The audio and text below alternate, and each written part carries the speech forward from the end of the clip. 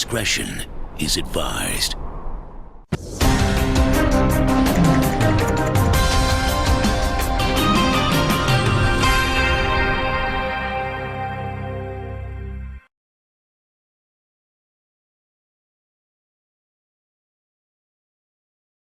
Moruga woman beaten to death, suspect held.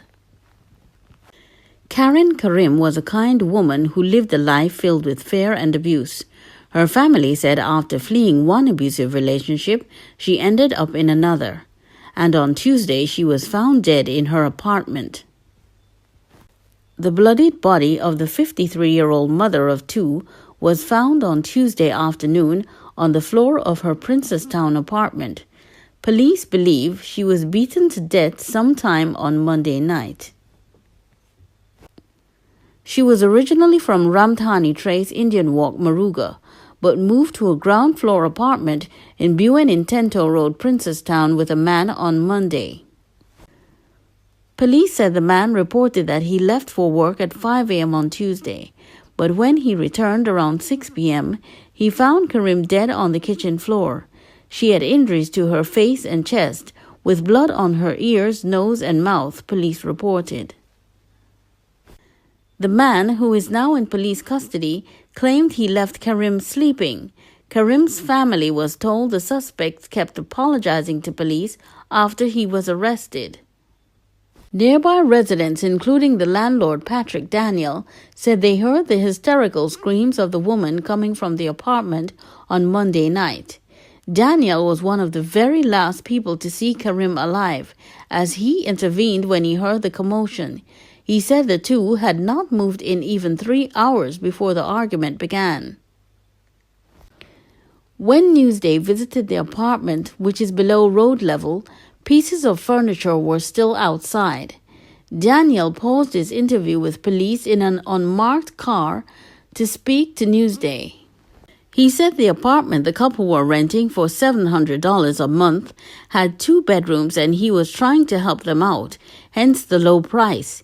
He had lived in the house for at least 30 years. I went down and knocked and said, "What are you doing here?" At one point, and then the place get quiet. That happened before midnight. I woke up the next morning, but I left and went to work. But when I come back Tuesday evening is when police was here, because he say he find she dead. He added, but when the autopsy come, it will say if she really dead before 6 a.m. or whatever he is saying. Shelley Ann Jacob, who lives in the upstairs apartment, said the suspect raised an alarm on Tuesday afternoon. About 5:30 in the evening, I heard, "Oh gosh, Karen dead." I went downstairs and her body was on the ground, partly nude, only a short pants. There was blood on her face, said Jacob.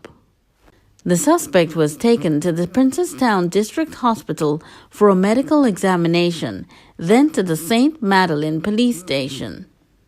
Newsday also spoke to one of Karim's sisters, who did not want to be named. She learned about her sister's death from a friend who lived near the apartment her sister had rented.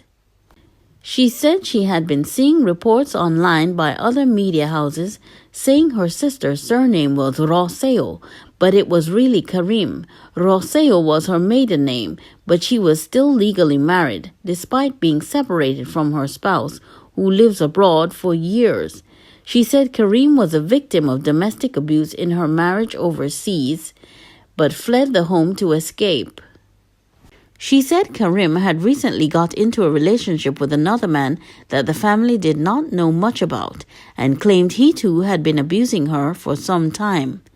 The two had not been together for even a year yet, but Karim feared him. She said just before Newsday arrived at her Indian Walk Moruga home, she had just returned from her mother's home. She feared him. She was afraid to try running away. That man used to beat she bad. She wouldn't say anything, but we knew. Police came there already and they all talked, and that was that. We tried to alert the police on many occasions, but she wouldn't say. Down to her 14-year-old son called the police about it. Karim has 7 other siblings, 3 sisters and 4 brothers who all live in TT. Her sister recalled how distraught her family felt when 23-year-old Andrea Barrett was murdered, saying, "It felt like we were there, like she was one of our own, and now I am in it. I am really, really devastated. She was born just before me. There are no words to describe how I am feeling. Everybody is in a terrible state." She said Karim's daughter, who is in her early 30s, did not want to divulge much information and did not wish to give the media a photo of her mother. "The mood there is not nice. They don't want to see nobody. There are no words to describe how I am feeling." She said her sister was a very nice and quiet woman.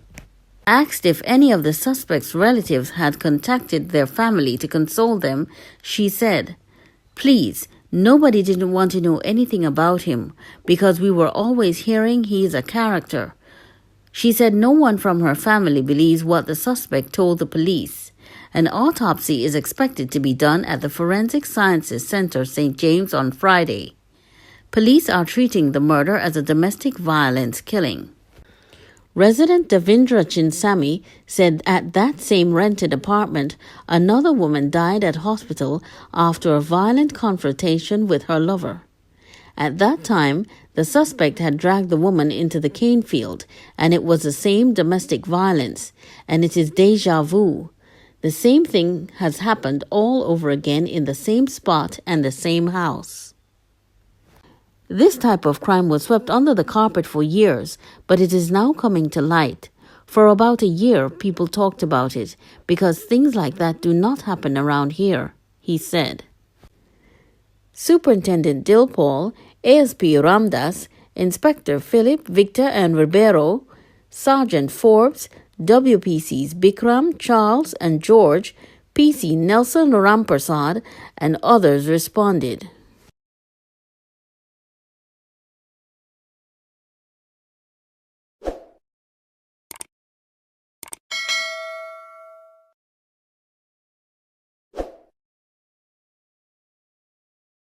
Penal housewife survives a bullet to the head.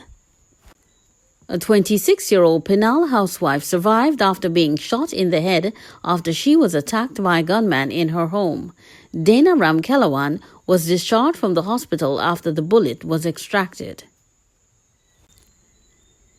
Police report that around 8:30 p.m. on Sunday, Ramkelawan and her common-law husband Anthony Cromwell were at their Penal home when there was a knock at the front door. When Cromwell opened the door, he saw a masked gunman pointing a gun at him.